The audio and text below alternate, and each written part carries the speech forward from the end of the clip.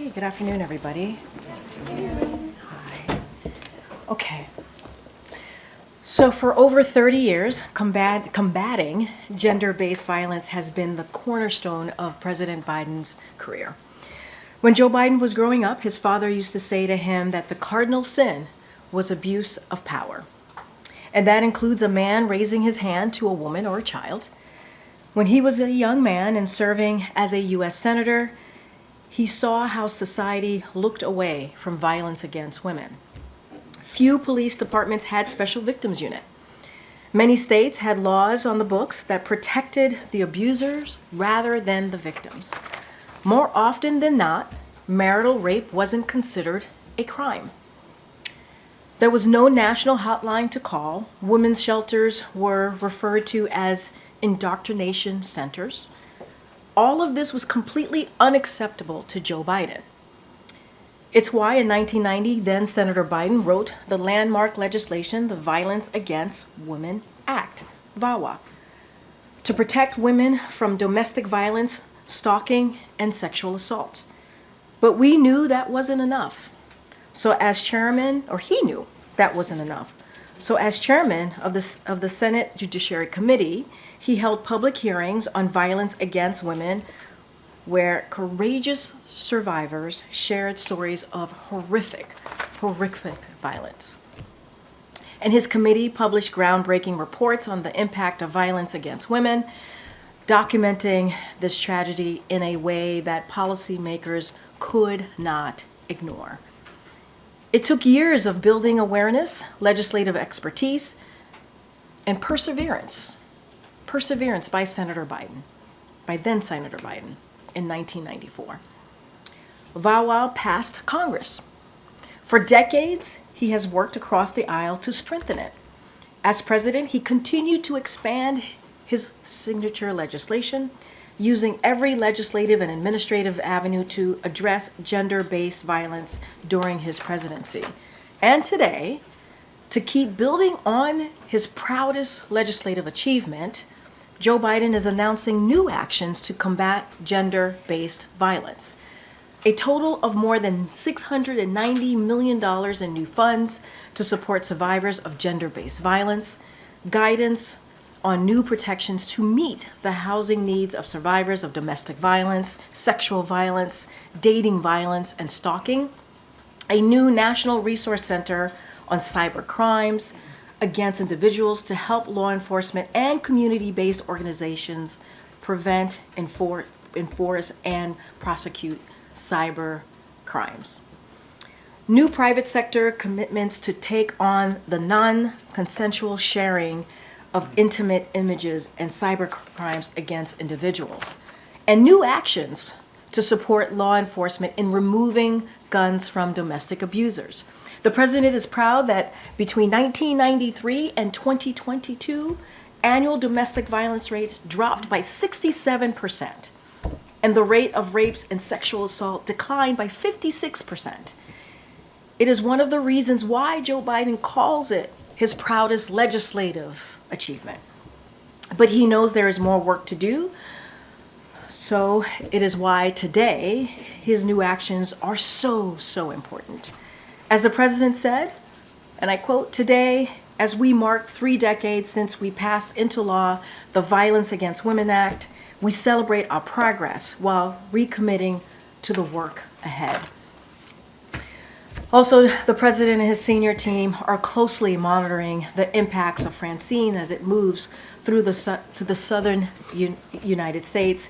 FEMA Administrator Criswell is currently in Louisiana. She will meet with state and local officials, survey damages, and provide an update on our response efforts.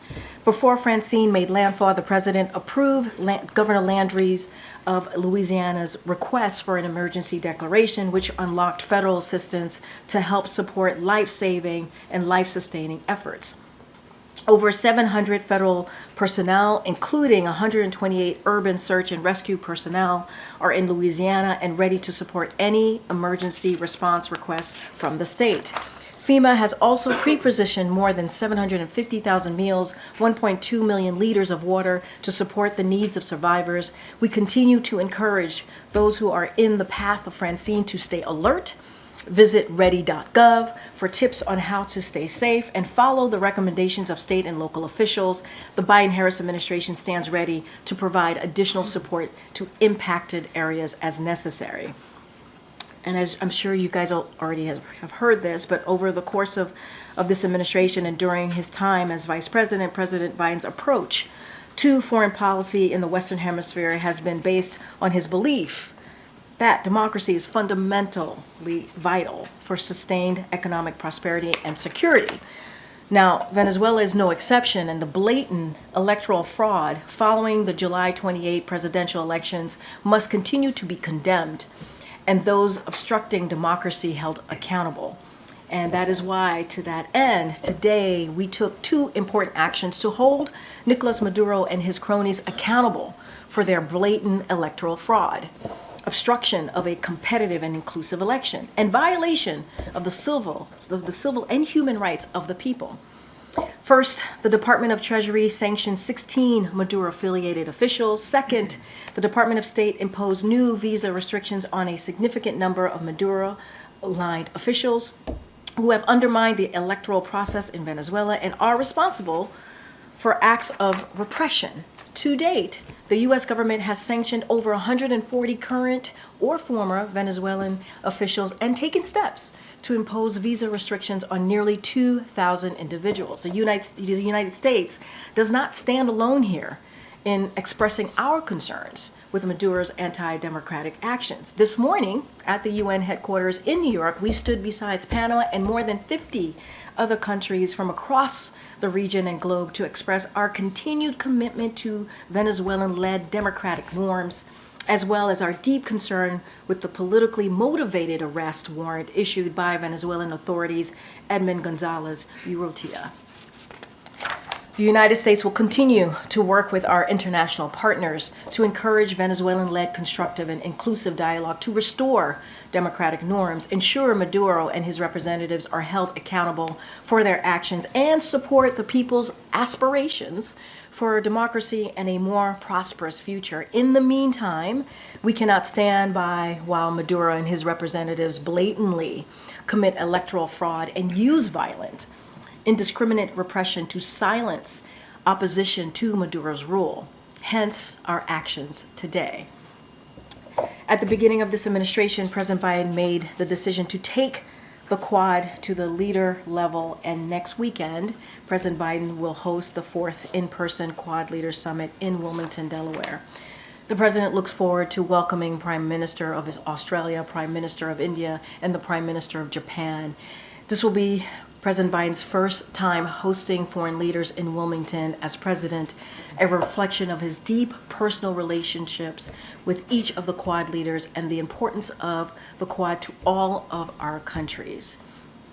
The Biden-Harris administration has made elevating and institutionalizing the Quad a top priority, and this Leaders Summit will focus on bolstering the strategic convergence among our countries, advancing our shared vision of a free and open Indo-Pacific region, and delivering concrete benefits for our partners in the Indo-Pacific in key areas. We will have more of the Wilmington-specific base details in days ahead of this particular Quad Summit that's happening next weekend. And lastly, this is a fun thing for all of us here. I wanted to take a moment to congratulate. We're about to embarrass her wholeheartedly, and I'm really happy about that because she should be. She's such a great person. And celebrate Kelly Scully. Well, Kelly's been supporting our team and working with many of you on healthcare and education stories, and she's not leaving. But she's also been working on her own story on love. Oh.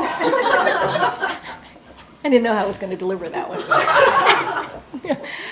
Anyway, Kelly and her fiance Joe, who is here in the back of the room. Kelly does not know this. Hi, Joe. She was here for a Vow. And she thought she was here for a Vow. They will tie the knot just outside of Florence, Italy next week. None of us were invited. Maybe she invited you guys.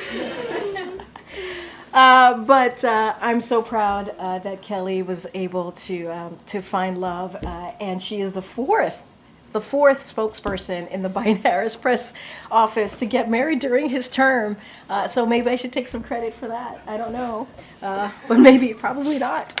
But anyway, Kelly, you are indispensable member of our team. There's a lot of like internal jokes happening. Yeah, subtext here happening. And so we could not be happier for you and Joe. Hi, Joe. Hi. Please join us in wishing them, in all seriousness, a lifetime of love and happiness. And we can't wait to have you back, Kelly. And congratulations to you, Joe. I was about to call you something else. Joe. All right, guys. Thank you for being here. I know you had a busy day, so thank you for stopping by, Joe. Okay. Are you fully embarrassed? No. No. Oh, you want more? You want more embarrassment? Another one. All right, let's get to it. I know it's late. Colleen. Yes. Hi. Hi. Okay, so a couple things. Can you tell us how the president thought the debate went? Where did he watch it? How did he consume the details of the debate? Yeah, so as you know, he was in New York ahead of September 11th, so he watched it at the hotel in New York. And I'm going to be careful. I'm going to give you an answer, but I'm going to be careful because it is a 2024 campaign, so just have to say that at top. But what the president saw directly for himself is he saw a commanding, optimistic performance from the leader who he's been working with for the past 3.5 years, side by side. And he heard a powerful case for shared values that they have and shared policy goals that they have, standing up for our rights against dangerous abortion and IVF bans, tax cuts and lower costs for families to keep us on this strong economic growth trajectory. Instead of MAGAnomics, you hear me talk about this, the $4,000 increase in taxes and cuts for working people. He also saw her, again, demonstrate her commitment to keeping us more secure and safe, not just here, but obviously around the world. And he saw someone who continues to put the American people first, and she did it in an optimistic way, in an optimistic and dominant and powerful way. And I think you saw his tweet, bless you, that he put out, that his team put out that night. And so he's very, very proud of her. On September 11th, did the president and Donald Trump were together and standing near each other? Did they have any conversations? Did they speak about anything? I don't have any conversations to read out. I think you saw everything was pretty much being recorded in real time. Outside of what you saw yourselves by looking at the video, I don't have anything else to add. Okay. Yeah. One other thing. I'm sorry. No, go ahead. On the Wilmington summit, I just wondered if you could share anything about, is the president going to have the leaders to his house for a barbecue, or what are the plans for how he's going to entertain the leaders? Yeah, we did say it was personal, right? Yeah. Politics is personal, and he believes politics and obviously in this case foreign policy is personal. I don't have anything else to share beyond what I gave at the top of the briefing here, but he's looking forward to doing this. It is the first time hosting foreign leaders in Wilmington, as I just said at the top. And I think it's going to be an opportunity for him to reflect certainly of his deep personal relationships that he's had with each of the Quad leaders, and we'll have more soon to share. Okay, thanks. Risha. Thank you, Karine. There is a woman named Laura Loomer who recently tweeted that if the vice president wins the election, the White House will smell like curry, and White House speeches will be facilitated via a call center, among other things. She recently traveled with the former president, and I wonder if President Biden has read these remarks and his response. Let me tell you our response from here. It is repugnant, these types of comments. It is un-American to say these types of things, exactly the kind of hateful and divisive rhetoric that we should denounce, and we should not be part of the fabric of this country. It doesn't matter what your political views are. You should stand and condemn these types of just repugnant words. No leader should ever associate with someone who spreads this kind of ugliness, this kind of racist poison. That's what this is. And who continues to fan these types of dangerous and insulting conspiracy theories, like the false notion that the tragic 9/11 attacks were an inside job. We were all you all saw leaders and family members tell their stories. Yesterday, especially at Ground Zero in New York City, we all, I'm sure, many of us have personal stories of that day, 9/11 of 2021. And more than 2,000 lives were lost. 2,000. And to say that it's an inside job, and to spread that is insulting. And we should not, no leader should be connected to that or spreading that. And as the President Biden has always said, it's our duty.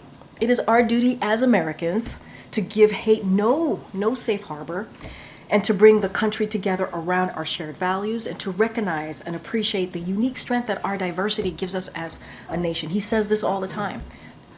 Our diversity is our strength, and that's what we should be following. On a related note, during the debate, Trump spread false claims and lies about immigrants eating pets in Springfield, Ohio. The city manager disputed those false claims, and today, City Hall was evacuated after a bomb threat was sent to city agencies and media outlets.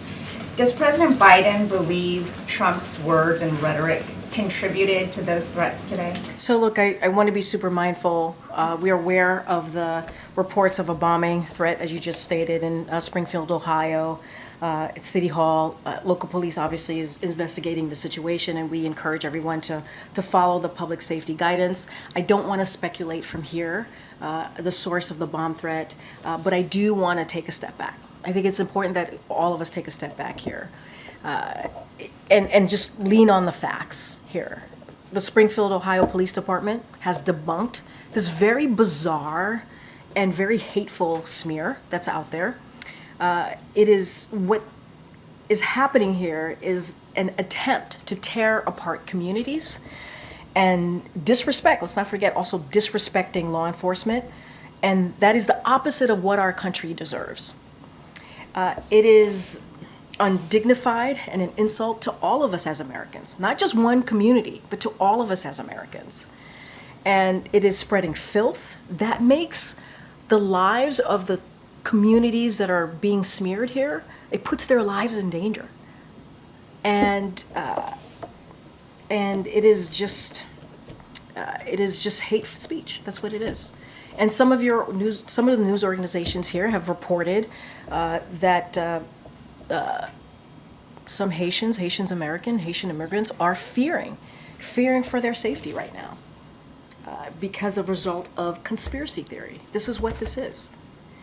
So instead of leaders trying to bring us together around our shared values, which is something that the president believes and says all the time, as I just stated, and the president and the vice president, that's what they want to see. They want to see us come together in our shared values in a respectful way.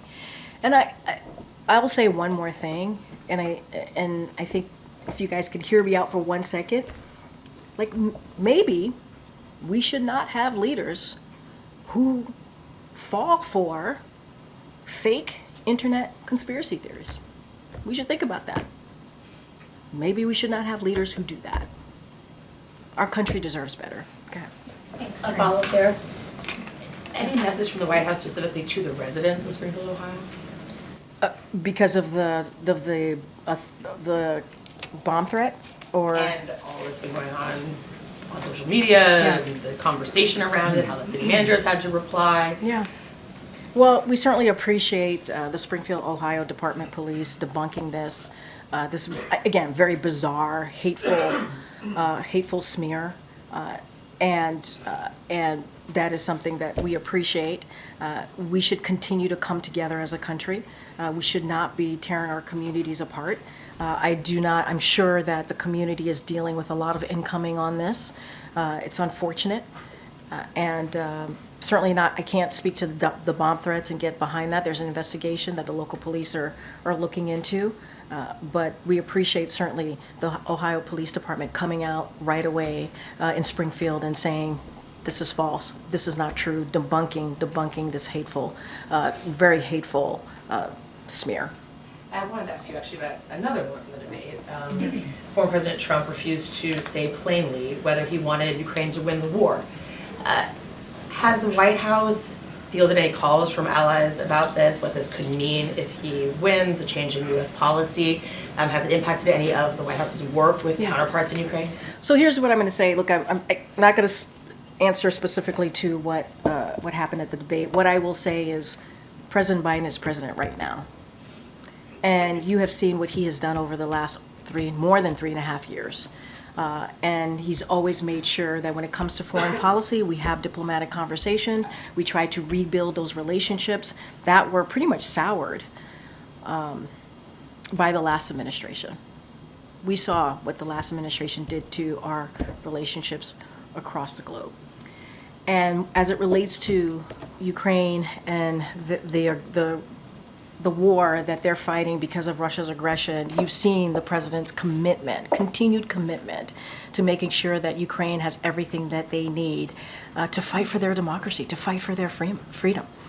And that's going to be continued, obviously the president's commitment and the vice president's commitment as well. They've done this as partners over the past 2 years, more than 2 years now. And so that is what matters right now in this moment. The signal that we're sending has been very clear to the brave people of Ukraine, to our allies and partners, that we are standing behind them and continue to do just that. Is there any update to give on the negotiations in Doha? There was a new statement from Prime Minister Netanyahu that definitely suggested things were not going well. So what I will say is that we are going to continue to work on this agreement. This is an agreement that will bring hostages out of Gaza. That's what we want to see. And obviously, as you know, some of those hostages include American hostages, and we're going to continue to do that under the terms of the deal that's now on the table. That's what we're focusing on. As you know, and we say this all the time, we're just not going to go negotiate in public. Okay. Thanks, Karine. The President has both the Wilmington Summit and the meeting tomorrow with the British Prime Minister. I'm wondering if we can anticipate a press conference at either or both, since traditionally both would be kind of forums that we'd get to hear from the President. So I don't have anything to share on the Quad Summit as far as a press conference component. I believe there is not one scheduled for tomorrow. But I can say that the president obviously is going to continue to take questions from all of you, and I just don't have anything to share beyond tomorrow at this time. And then there was a meeting today at the White House with leading AI companies. I'm wondering if you could give a readout of what was discussed, but also if there were any agreements or plans headed forward for what the companies and the administration want to do together. So we are going to have a readout. If it hasn't gone out yet, it will go out shortly of that particular meeting that happened this morning, as you just stated. It included White House officials from across the campus: Jeff Zients, Lael Brainard, Jake Sullivan, Bruce Reed, and Secretaries of Commerce and Energy were all there, and we'll have a full readout, hopefully momentarily, that should hit your inboxes. And so I think what you can take from this particular meeting is the continued commitment from the President and the Vice President to deepen our U.S. leadership as it relates to AI, and by ensuring data centers are built in the United States while ensuring the technology is developed responsibly. And so that is part of what was discussed in the meetings today, and we're talking about AI companies, hyperscalers, utility companies, and all of this was to talk about, again, the data center development of AI. The meeting focused on accelerating public-private collaboration in advance of U.S. leadership in advancing U.S. leadership in AI, and how to meet the workforce permitting and infrastructure needs associated with technology. The industry leaders, so you have this, and again, it'll be a more fulsome readout that'll go out to all of you, was Anthropic, OpenAI, Microsoft, Google, and a few others. And this has been the President's commitment, the Biden-Harris commitment, in trying to make sure that we get ahead of this really important technology and make sure that we continue to show our leadership. As you know, this is something that we've been focused on for more than a year, since July of 2023. There, Monica. Karine, what we saw yesterday with the president briefly wearing a MAGA hat, since the pool wasn't in the room for that, can you share a little bit more about how that happened and just what kind of message you think it sent? So a couple of things for those, like you said, the pool was not in the room, so I just want to make sure I lay this out so folks get the context of what happened. So we were, the president was in Shanksville Fire Station, one of the locations, obviously, of where the plane was taken down on September 11th of 2001. So the president gave an impromptu remarks about bipartisan unity. That's what he was talking about. And he talked about it in the moment of September 11th. That's what we experienced after 9/11, and said that we needed to go back to that bipartisan unity as a country. And so he made those remarks, impromptu remarks, to some of the folks who were there on that day. And he offered a presidential hat to a man who was wearing a Trump cap. He was wearing a Trump hat, and he offered it to him as a gesture. And in return, the man said that in the same spirit, the president should put on his Trump cap. And so the president did very briefly, and that's what happened. It was truly a back and forth about unity, and the president remembering a moment in time after a horrific incident on that day, and how the country did come together. It didn't matter what political party you were part of. It didn't matter. You came together as a country because we lost so many souls, thousands of souls, more than 2,000 that day. That's what you saw. Did the president and vice president have an opportunity to talk about the debate yesterday throughout their travels? I'm not going to, obviously they saw each other, spent some time with each other. I'm just not going to get into their private conversation. As I said, he's very proud of her. He continues. What you saw, and be mindful, what you saw on Tuesday was what he has said. The best decision that he made, and has said this many times, was when he was in 2020 and selecting his running mate, was selecting her. And he looks forward to continuing to work side by side in the next several months of this, his tenure. And just finally, is there anything you can preview on UNGA specifically? President Zelensky said he does expect to meet with President Biden. He hopes there. Is that something you can confirm? And what should we expect from his time in New York? So at this time, I can't confirm any details or specifics of UNGA week. As we get closer, we'll have more to share. We'll have more to share. Hi. Thanks, Karine. Boeing workers are voting on a new labor contract today. Does the president support Boeing workers going on strike after management's proposed contract did not meet workers' demands for a 40% pay rise? Yeah, so I've said many times here when we get these types of questions is that we support, this president supports collective bargaining and believe it is the best way for American workers and employers to come to an agreement for that works for all parties and do it in a good faith way. And so that's what we believe, that's what this administration believes. And so we are going to encourage both parties to negotiate in that way, in good faith, and reaching a strong contract. And so we've said this many times when we hear companies and unions and these types of disputes, and just leave it there. When was the last time a member of the administration spoke to the negotiators at this?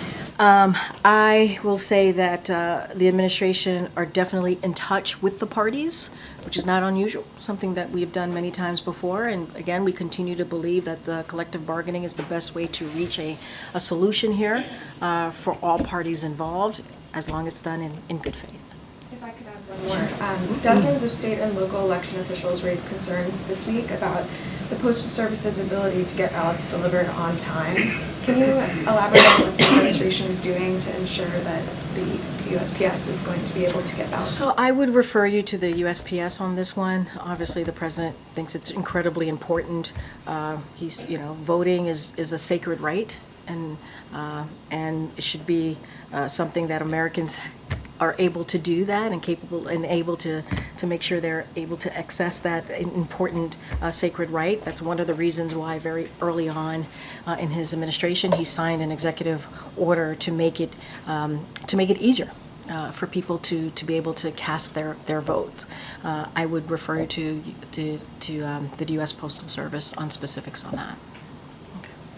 Okay. Thank you, Karine. The White House has maintained that the Vice President has had a seat at the table and a voice in all major decisions that President Biden has made during his term. At the debate on Tuesday, she distanced herself from the President, saying, "I am not Joe Biden. What I do offer is a new generation of leadership for our country." And I would remind you that the President also said in many times, I'll point you to the Oval Office address, that he was passing the torch over, right, to a new generation. And he was proud to do that. He did it in an incredibly patriotic way, in a selfless way, and that's what he was doing. And he said it himself. What I will say is that all you have to do is look at what the President and the Vice President has done together, and that is something that she continues to support. What we did to turn the economy around, what we did to make sure that we lower cost when it comes to whether it's healthcare, whether it's energy costs.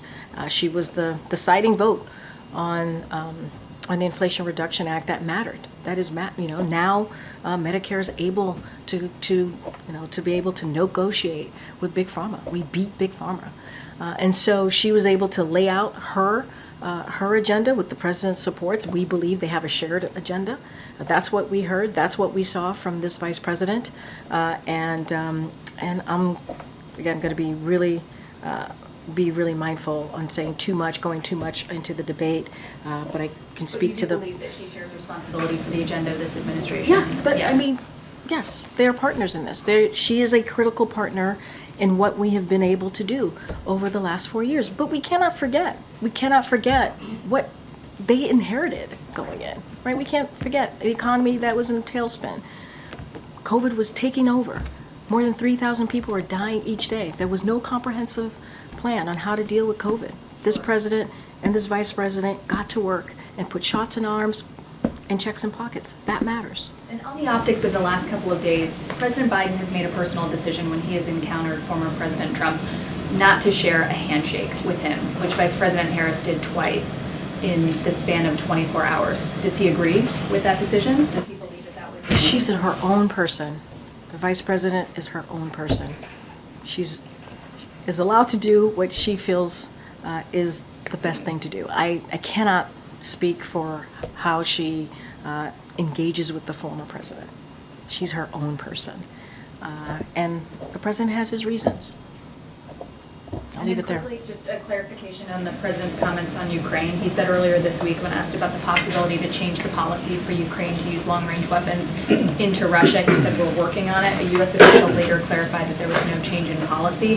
Can you say what exactly is being worked on? So I'm not going to get into the policy deliberations here in public. What I can say is basically what I said in answering one of your colleagues' questions about Ukraine specifically, obviously, which is that we want to make sure our focus is making sure that Ukraine has what it needs to defend itself, to win back their territory, their sovereign territory, to win that back.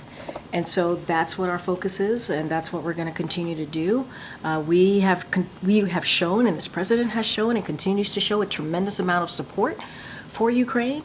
His leadership has been very clear and out front, making sure that NATO is stronger, adding 2 more NATO members. That was because of the president's leadership. More than 50 countries he was able to bring together to support Ukraine as they continue to bravely fight for their freedom. And that's our commitment. I'm not going to get into policy deliberations from here. Go ahead, Fraser. I know last time I think I called you Michael. I'll forgive you, I don't worry about it. apologize. It's fine. Water under the bridge. Thank you. Oh, you're so kind. Thank you. Anytime. I want to continue asking about Ukraine if possible. Putin today said about these alleged plans to change the idea about long-range missiles. He said that it would mean that NATO countries, the US, European countries are at war with Russia. How concerned is the US about that statement? I'm not going to get into hypotheticals. I'm not going to get into internal policy deliberations from here. I will say what you've heard from my NSC colleagues at this podium. You've heard from this president. This war can end today if Mr. Putin will end the war that he started. It is his aggression. It is his war that he started. He can end it. He can end it. I'm going to leave it there. His forces have also reclaimed part of the Kursk region that the Ukrainian forces took in the last couple of weeks. What's the White House's reaction to the Russian advances back into the Kursk region? We are going to do everything that we can so that Ukraine has what it needs to defend itself. That is our commitment. I think you have seen this, a very much focused, a tremendous amount of support from this administration and also from our partners and allies in doing just that. And that's what you could expect to see. Thanks, Karine. Okay. Thank you so much, Karine. Following up on Springfield, you said that these On Springfield. Yep. yeah, this Ohio. fake Yep. theories, about migrants put lives in danger. So how concerned are you about a potential rise in threats or even hate crimes targeting migrants? I mean, when you have national leaders spewing hateful or lifting up hateful rhetoric and bizarre smear that has been debunked, as I just stated when I answered this question moments ago, that is dangerous. That is, yes, we are concerned. It is dangerous. I mean, you all have reported how communities, specifically Haitian communities, are fearing for their life because of how this is being lifted up. And this is about tearing communities apart. And we deserve more. Our country deserves more than that. So there is a concern. Anytime you see this type of rhetoric, this hateful rhetoric, these types of smears, yes, it could lead to dangerous scenarios. And that's why if you are a national leader in this country, if you're a leader of any kind, you should condemn this type of rhetoric. You should condemn it. We deserve more. And again, I talk about our shared values. That's what the president wants. He wants to be able to, so that people to get together around our shared values. And that is what matters, and that is what is important for our country. Okay, Jackie. Thanks, Karine. One more on the Trump hat. What did the president do with it? Did he keep it? I have no idea. Is he like saving it for a Christmas present for his least favorite staffer or something? Oh, wow. I'm Well, you've thought about that one. Least favorite staffer. Did he walk I don't know, maybe it's on my desk right now. I don't know. Okay, on a heavier note, about the economy. There's Sure. a new analysis by the Republicans who are on the Congressional Joint Economic Committee. They looked at 7 battleground states, and according to their analysis, the average household is paying for the same basket of goods and services on average about $1,000 more per month compared to January of 2021. And the numbers are pretty stark in places like Nevada and Arizona. It's almost $1,200 a month. Georgia, it's $1,075 a month. North Carolina, $1,017. Has President Biden's policies positioned the vice president poorly in these states to win this election? So I'm not going to get into the election. I'm not going to get into her path to victory and what it does for, it's just not something that I'm going to speak to from here. What I can speak to is where we are now.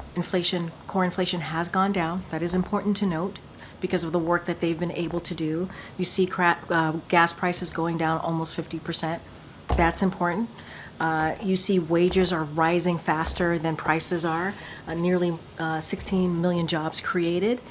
And what I will say, so we have done the work to see progress in fighting inflation and lowering costs. But we do understand, I hear the numbers that you're telling me, we do understand that there is more work to be done. There's more work to be done. And that's why we're going to do what we can to lower cost by investing in record energy production, for example, building 3 million new homes, capping prescription drugs, cutting taxes for the middle class. Middle class is a president that talks about building an economy from the bottom up, the middle out, and not leaving anybody behind. And we have to talk about what congressional Republicans are trying to do. Raise costs by nearly $4,000 for the middle class. That's what they're doing. They want to cut Social Security and Medicare while giving breaks to billionaires and corporations. That is such an unpopular thing to do, and they continue to want to push that forward. They won't stop talking about it. They want to,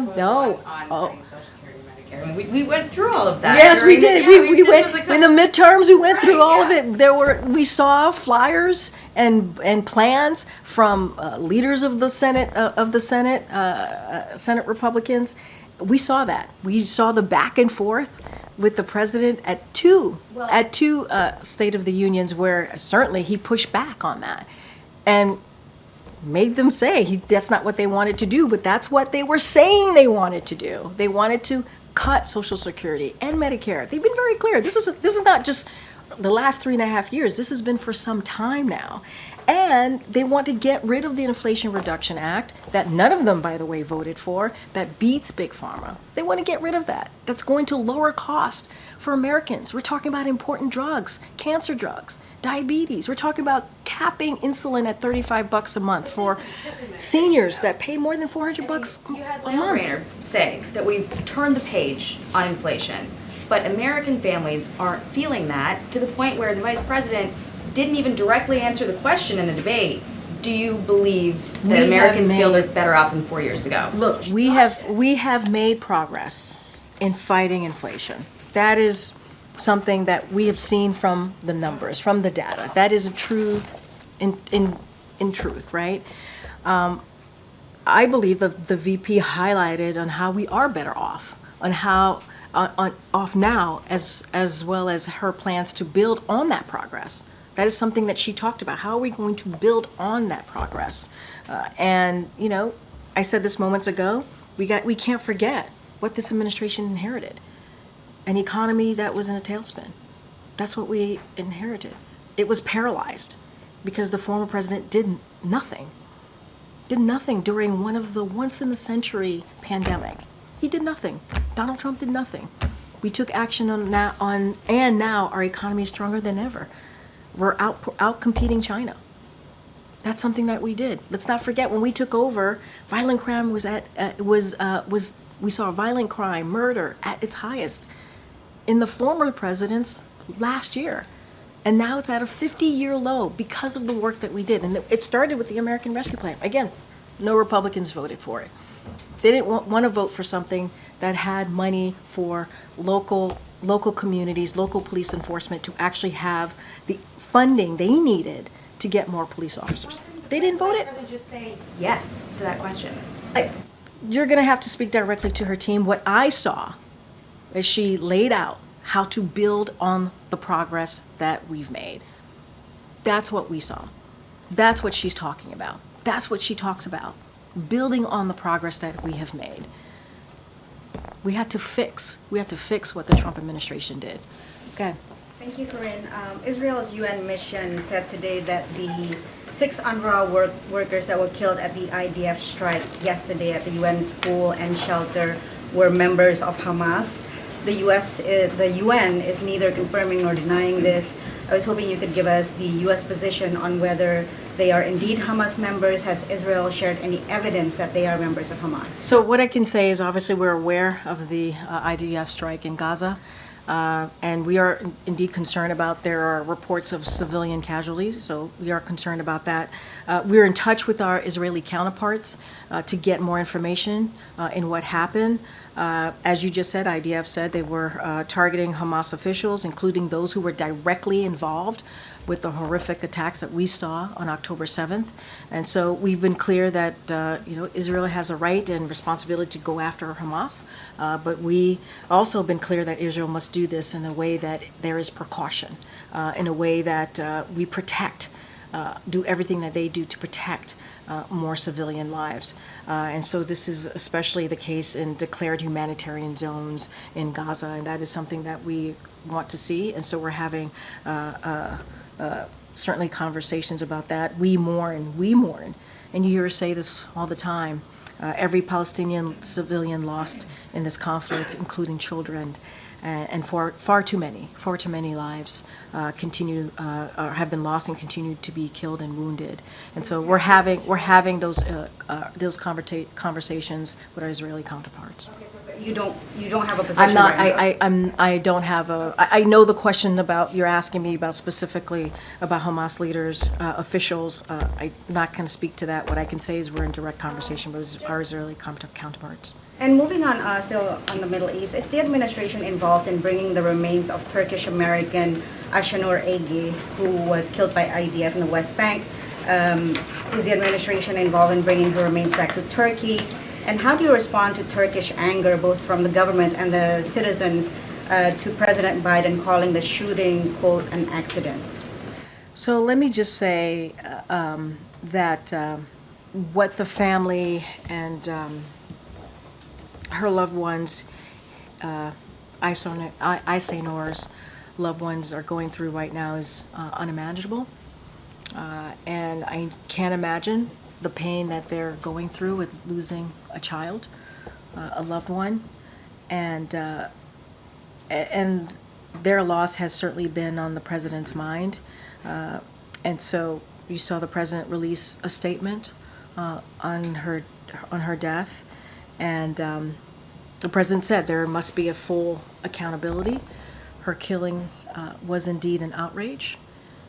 And you know, just to reiterate what I said moments ago, Israel must do more. They must do more to make sure that incidents like these never happen again. And again, the pain of losing a child is something that I can, certainly that we can't even imagine. But is the U.S. helping Turkey? Sorry, is the U.S. helping to bring the remains? I don't have anything to share with you on that. I would refer you to the State Department specifically on that question. Last one. At the Quad Summit in Delaware later this month, President Biden will be meeting with Prime Minister Kishida of Japan. What would his message be on U.S. steel acquisition by Nippon Steel? Look, I don't have anything as it relates to Nippon Steel. I don't have anything to share on that. CFIUS obviously is going through their process.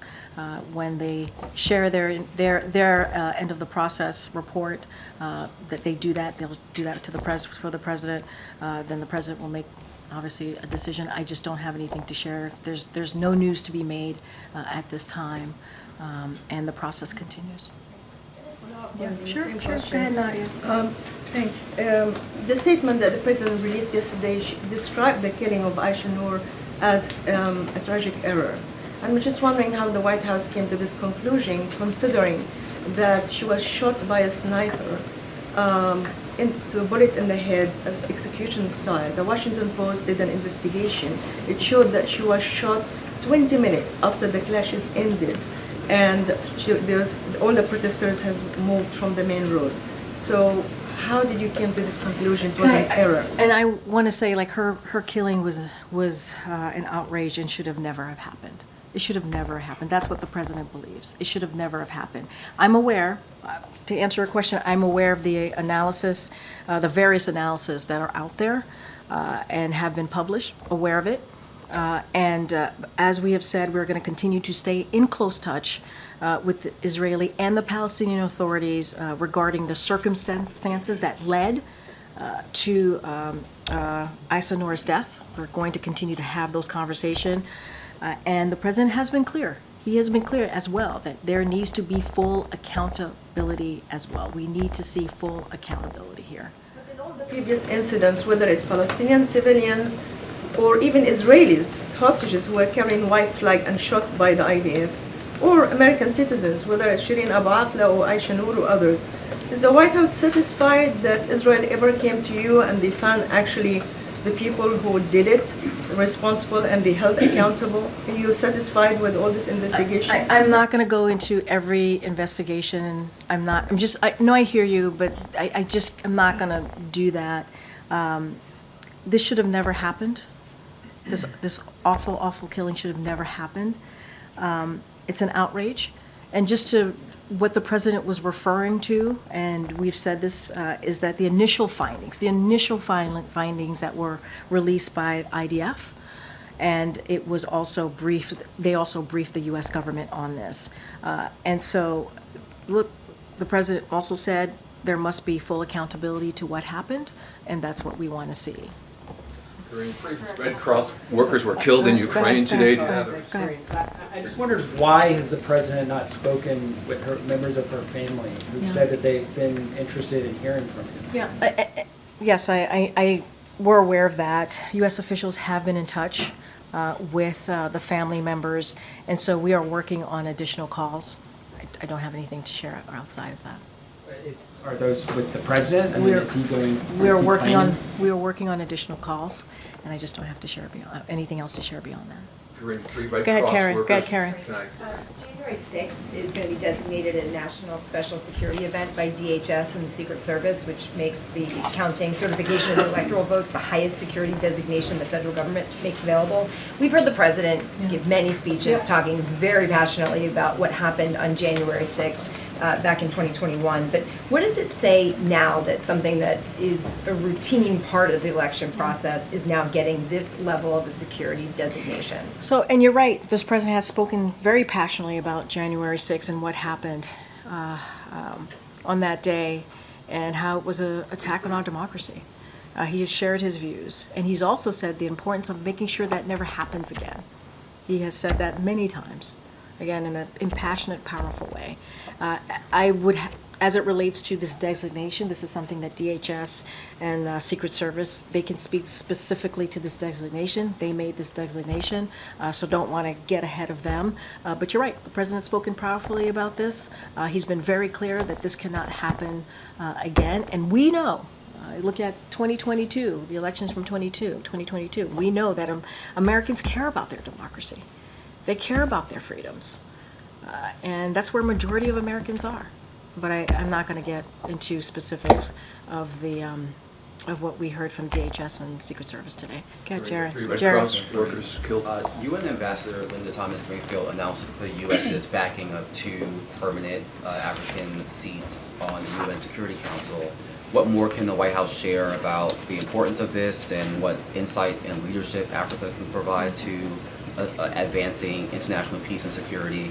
And how likely does the administration believe that this resolution can be voted on at the General Assembly? So just to take a step back, 2 years ago at UNGA, the president was able to announce the U.S. commitment to expand on the council with permanent representation for countries from Africa and Latin America and the Caribbean, as well as countries we've long supported for permanent seats. And so he did that 2 years ago, and what you saw today, to your point in your question, you saw the UN ambassador, the U.S. UN ambassador announce that our support for 2 permanent seats for African countries.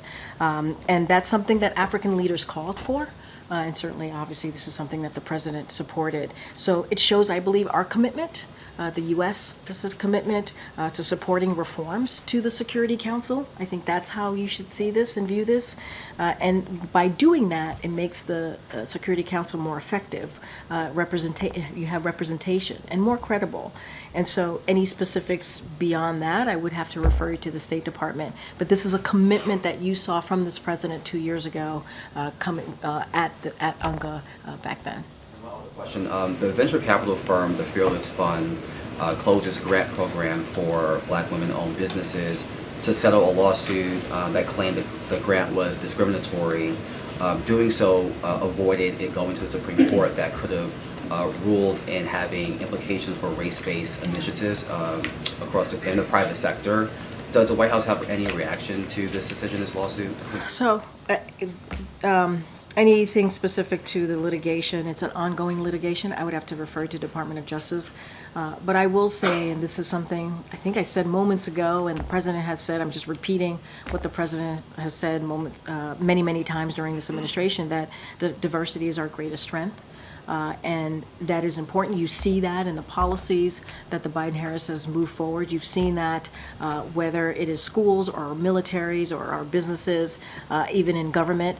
This is the most diverse presidential administration in history because the president and the vice president believes in that. They believe in making sure that when you talk about policy, you're talking about all the communities and you're bringing them together, and no community is left behind.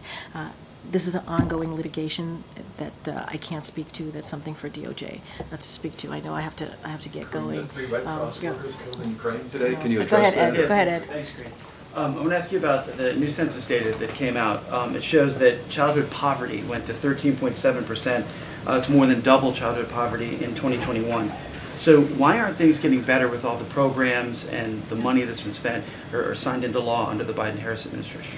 So, and I am really glad that you brought this up. If you think about the first year, and I kind of spoke about this a little bit in the past, 40 minutes or so, being at the podium, is that what we were able to do because of the American Rescue Plan is that we were able to cut child poverty by nearly half, and that's a record low.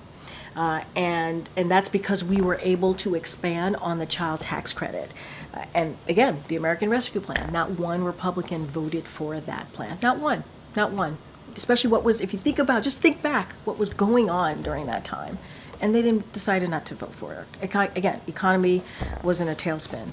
And to this day, Republicans have refused. They continue to refuse, repeatedly blocked our attempts to restore that expanded child tax credit. Again, you're talking about poverty, that's what it was able to do.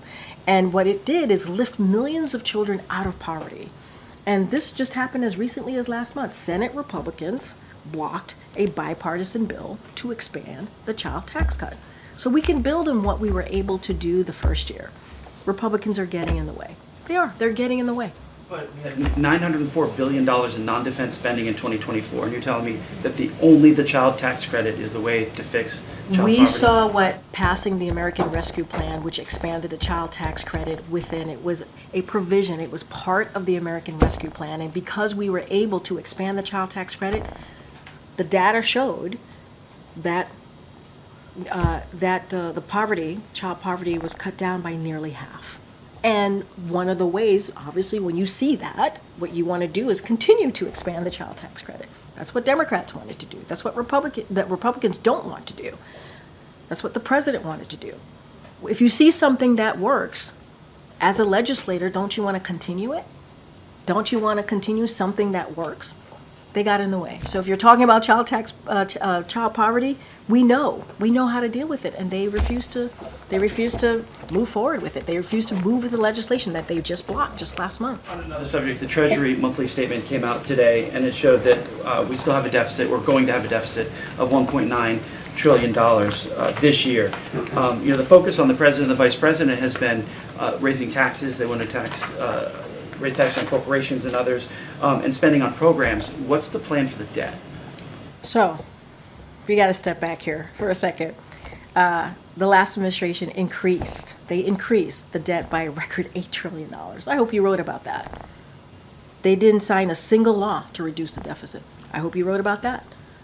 The President Biden, the current president, signed a $1 trillion of deficit reduction into law. He's taking action to deal with our deficit. $8 trillion deficit in the last administration. I really hope you wrote about that.